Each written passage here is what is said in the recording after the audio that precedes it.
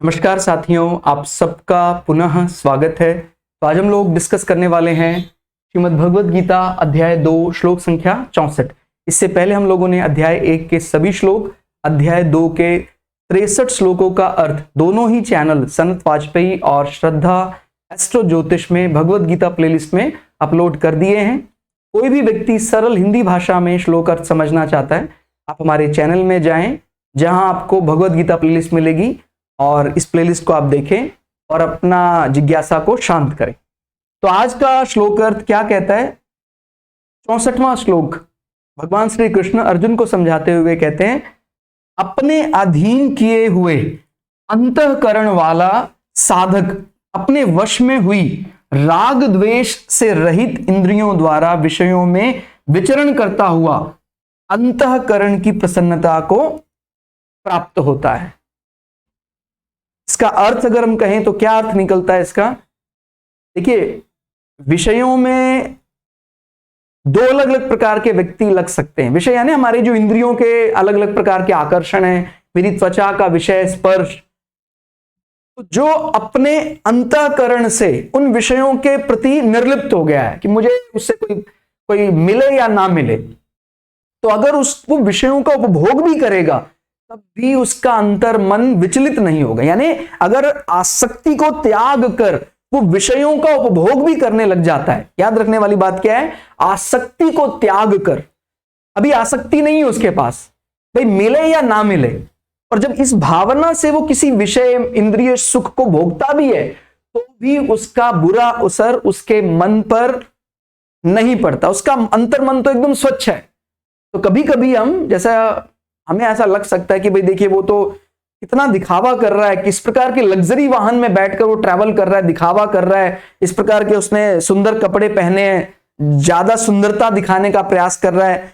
लेकिन अगर ध्यान देने वाली बात यह है, वो व्यक्ति उसका अगर हम अंतर, क्योंकि वो बात तो वही जानता है, उसका अंतर्मन या कहें वो विषयों के प्रति पूरी तरह उदासीन हो चुका है, कभी वो विषयों को उपभोग कर रहा है कभी, लेकिन उसके प्रति आसक्ति नहीं है, आज मिला है कल चला भी जाएगा तो मुझे कोई समस्या नहीं है।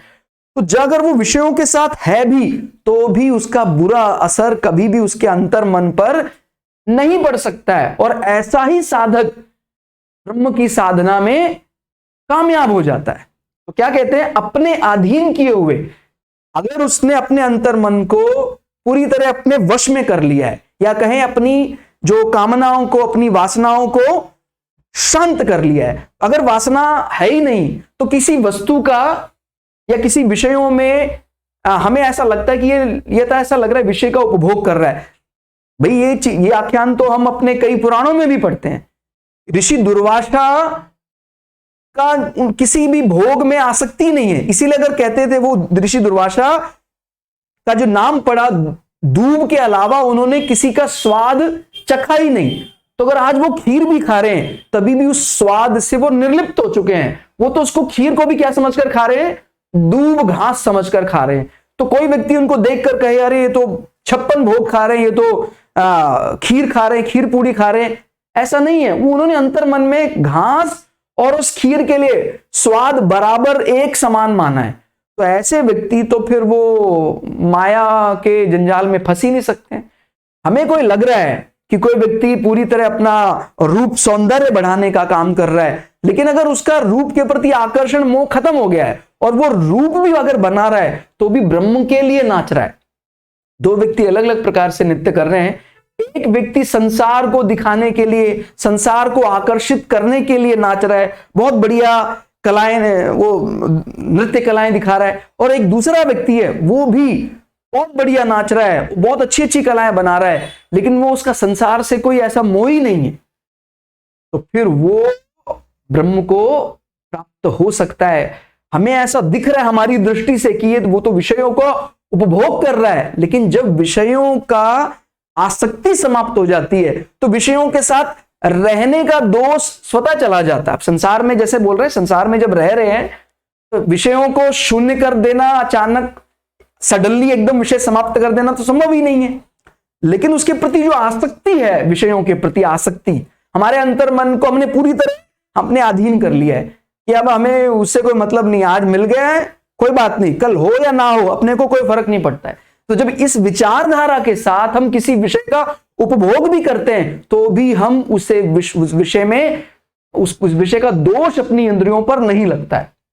अपने अधीन किए हुए अंतःकरण वाला साधक, ठीक हो गया, अपने अधीन हमने अपने अंतःकरण को अधीन कर लिया, इसका मतलब हमने विषयों के प्रति आसक्ति को पूरी तरह समाप्त कर दिया, अपने वश में हुई और राग द्वेष से रहित, कि भाई वो चीज मिल गई तो बहुत राग आ गया, वो चीज छिन गई तो द्वेष, किसी के प्रति घृणा, आज मेरा सम्मान कर दिया तो उसके प्रति हमारा बहुत राग उत्पन्न हो गया, आज अपमान कर दिया तो द्वेष। वो राग द्वेष से पूरी तरह उसका ना तो उसको राग ना उसको द्वेष प्रभावित कर सकता है।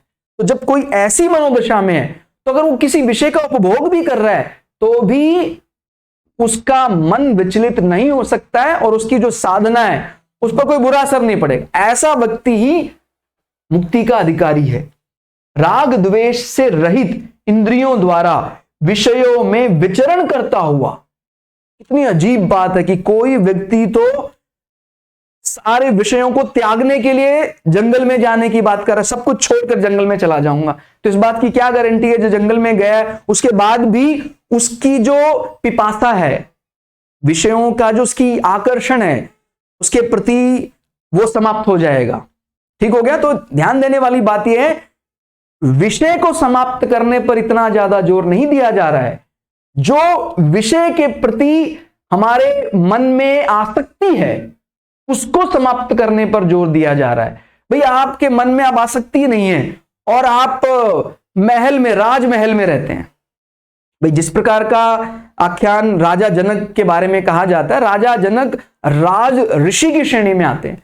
वो राजा हैं, उनके चारों तरफ सोना चांदी पकवान से घिरे रहते हैं, कोई भोजन की कोई कमी नहीं है। लेकिन वो अपने मन से उन्होंने अपने आप को क्या माना है कि भाई मैं तो शरीर भी नहीं है मेरे पास, तो अपने शरीर का भी मोह नहीं है, जिनको विदेह कहा जाता है जिनको।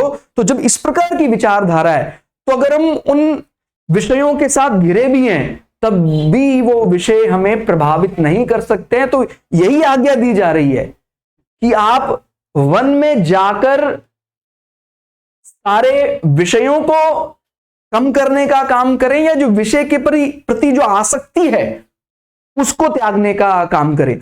और देश काल पात्र अनुसार आज का जैसा समय है, क्योंकि आज ईश्वर की जैसी इच्छा है, कलिकाल में आज निर्जन वनों की संख्या ही कम हो गई है। तो अगर हम जो कर्तव्य कर रहे हैं, जहां हम कर्म कर रहे हैं, कर्म करते हुए हम वनगमन अगर नहीं भी करते हैं, मैं ये नहीं कह रहा हूं कि वनगमन नहीं करना चाहिए, अगर हम किसी कारणवश कर्तव्य करते वनगमन नहीं भी कर रहे हैं और आसक्ति को समाप्त कर दें, अगर कोई ऐसी मेरी चाहे जबान को लेकर, मेरी नेत्रों को लेकर, मेरे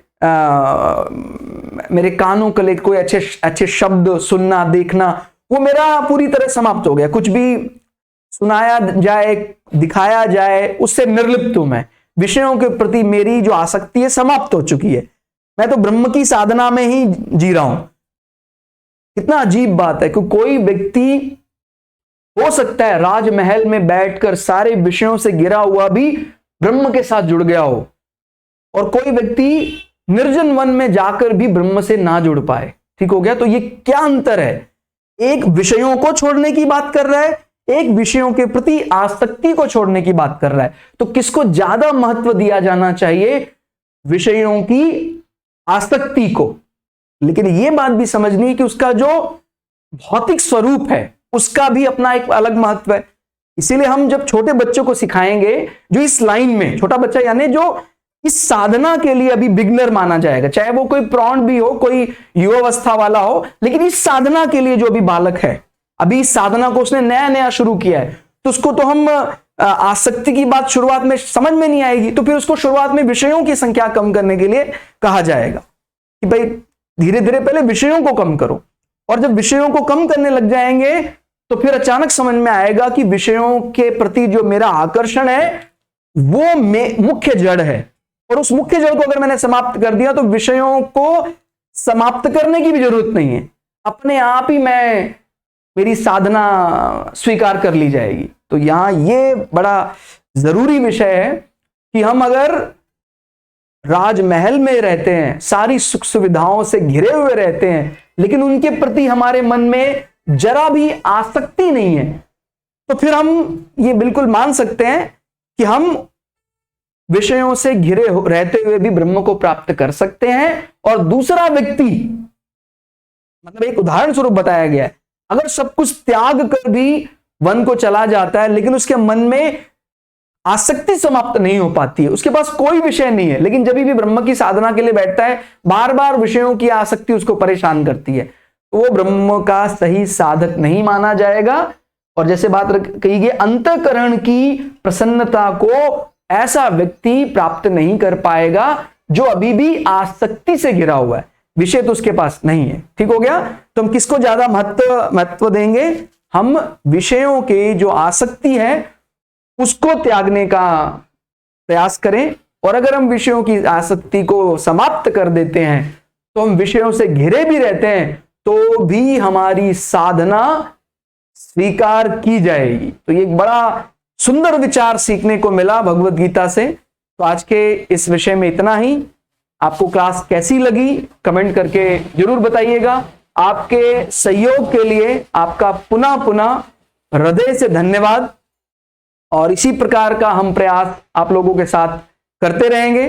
भगवत गीता, वेद, उपनिषद, पुराणों से अलग अलग प्रकार के आख्यान आप लोगों के साथ जितनी हमारी सीमित बुद्धि है शेयर करते रहेंगे।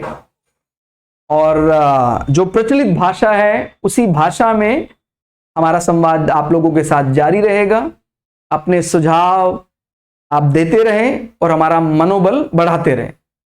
मिलते हैं अगली वीडियो में, तब तक के लिए जय श्री भगु पराशरा, जय श्री शुक्राचार्य, नमस्कार।